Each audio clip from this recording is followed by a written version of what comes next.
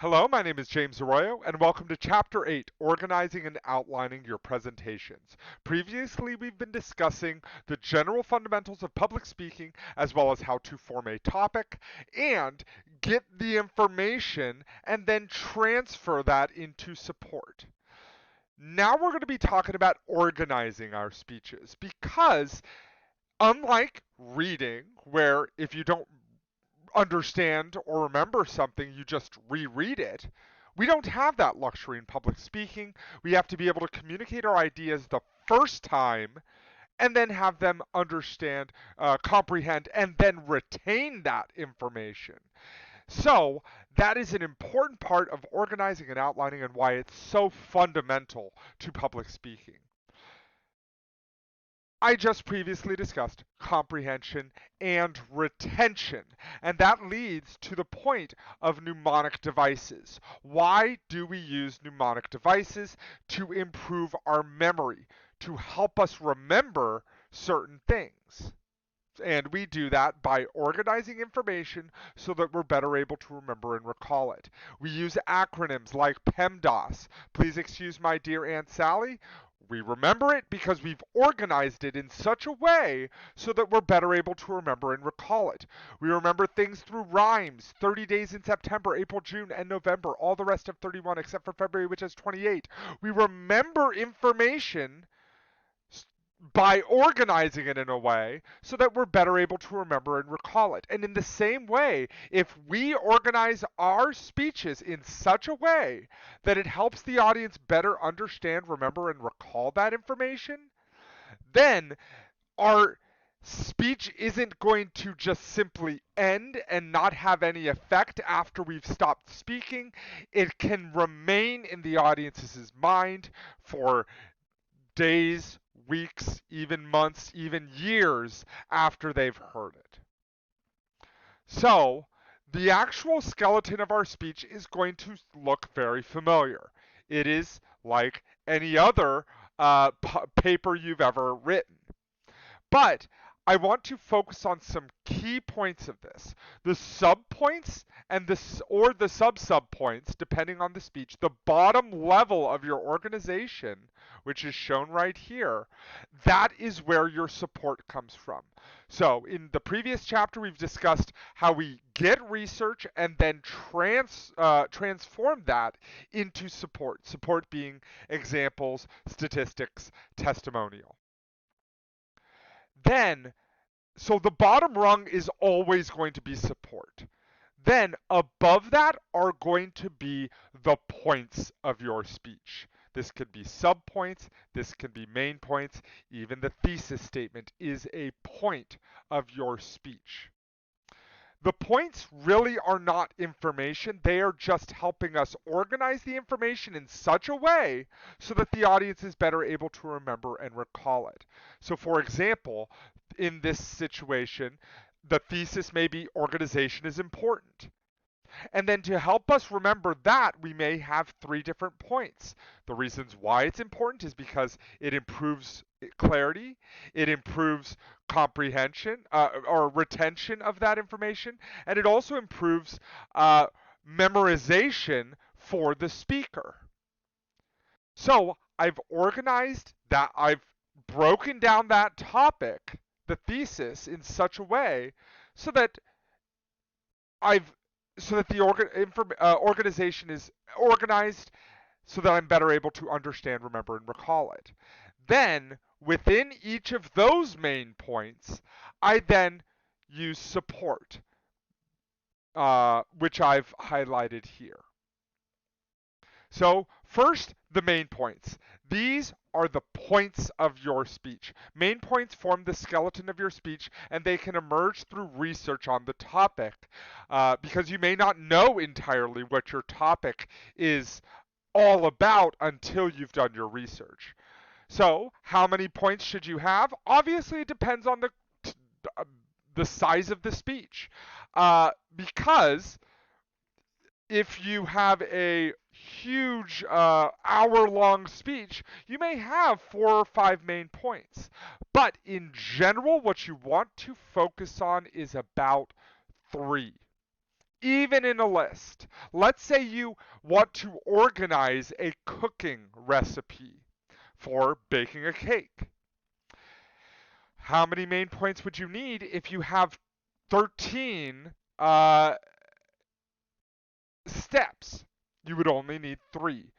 First, the gathering of the materials main point, then the uh, actual baking recipe step, and then lastly, the decoration of the cake. So the main points are really not information. They are not the support for your speech. Instead, they are points, they are simple ideas that are helping to help the audience understand the point of your speech and to remember and recall that information.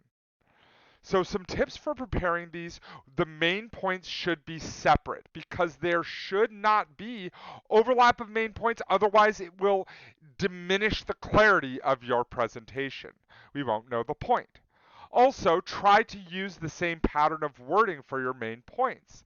This may involve first, second, third. This may even involve organization is important. It's important because of clarity. It's important because of retention. It's important because of memorization. By using the same pattern of wording, the audience starts picking up on the similarity of the main points as they're said so that they know exactly when you're moving to each individual main point. And then also balance out the amount of time for main points. Because if there's one point that's 5 minutes long and then the others are 2 minutes long, that's going to not really improve. It's not going to be good for the speech. So, why is organizing the speech important? Because the audience is better able to remember and recall understand, remember, and recall the information. But we can even go further than just simple organization. We can even use strategic organization, which is putting it in a certain way so that the audience is better able to understand, remember, and recall that information. First, we have chronological order. Chronological order is through time, either forward to back or back to forward. Past to present or present to past. Like a bicycle, you have the order in which it is presented. You could even talk about the steps for baking a cake. Doing that anything other than chronologically is going to be incredibly challenging for the audience to understand. Also, we have topical order. Topical order, also called categorical organization, is where you organize information into certain ideas so that into certain categories. A good example of this may be dog breeds. You can have big dog, medium-sized dog, rat dog, all of which are certain organization categories of that group. Even you can talk about sports, offense, defense, maybe rules, sort of how it breaks down. American government breaks down very nicely into 3 main points: legislative, executive, judicial.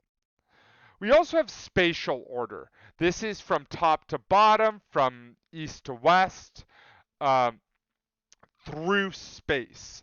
Uh, for example, if you're trying to describe what the scream painting means, that you may talk about the top, what this means. You may talk about the middle, what this means. And you may talk about the bottom and what this means. Next, we have the problem solution order. And this is where we start jumping into some persuasive strategic orders for main points. The problem solution order would be a certain problem, the cause of that problem, and then the solution of that problem. A good example of this could be if that children are being antisocial. That's the problem. The cause of it is texting too much, and then the solution is to remove, to limit or to use regulations on phone companies. Any of those could be certain solutions for this problem. Next, we have comparative advantage. This one's a bit more nuanced because with comparative advantage, we both know that there's a problem, but there's different solutions of how to get there. I previously discussed removing phones entirely or limiting phones. There's an argument to be made for both of these. So someone could use the comparative advantage model of the problem, their solution, my solution, why my solution's better. Lastly, we have causal order. This is the cause and then the effect. The cause is overeating and fast food and food deserts, and the effect is the American obesity epidemic. So I'm going to also now talk about the supporting material because we've already discussed this, but the main points are the fundamental ideas and how we organize our points. In fact, they are the point of your speech. The support is just that, supporting those points that you are trying to make about your topic. So without supporting materials, main points are simply assertions that aren't, they're points, but they aren't supported. Materials need to be directly relevant to support the main points, meaning that if your main point is African elephants are being poached, then talking about the socioeconomic factors of Africa, that wouldn't really be a part of that main point. And then the big three again are examples, statistics, and testimonials. We are not done. Once we have these main points, we also have to have connectives. These are ways to make the speech flow from point to point. And they are very simple. Transitions are sentences. They review what you've just said and preview what you're about to say. So I've previously discussed the health benefits of apples. Now I'm going to be discussing the health benefits of bananas. Something like that is going to show explicitly that you are moving from one point to another. So transitions happen between main points. Signposts happen throughout the speech, and they show what's going to be coming up in the next sentence. This is very useful because it shows exactly what's going to happen, and it improves the flow of your speech. We can use things like first, second, third, but we can go further than that. When highlighting or emphasizing a point, changing direction or creating a comparison, adding a similar point, being more specific, giving an example, acknowledging something and moving to a different point, or even following a line of reasoning, all of which you can use some of the signposts that I've provided to show them, to show the audience what is coming up in that next sentence. Now we've talked about organizing. In the next video, we're going to be talking about how to turn those principles into practice.